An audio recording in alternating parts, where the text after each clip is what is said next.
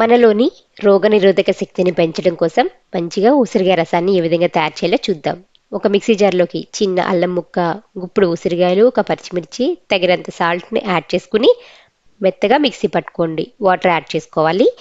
దీన్ని ఒక బౌల్లోకి యాడ్ చేసుకుని 2 కప్పుల వరకు వాటర్ పడుతుందండి. అది ఉసిరికాయల పులుపుని బట్టి ఉంటుంది. ఈ 2 కప్పుల వాటర్ని యాడ్ చేసుకుని పావు టేబుల్ స్పూన్ పసుపు, 1 టేబుల్ స్పూన్ రసం పౌడర్ని, కొంచెం కరివేపాకు యాడ్ చేసుకుని సిమ్లో ఉంచి బాగా మరిగించుకోవాలి.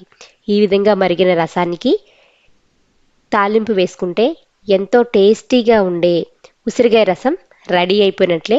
హెల్త్కి చాలా మంచిది. దగ్గు జలుబు ఉన్నప్పుడు కూడా ఈ రసాన్ని ట్రై చేయండి.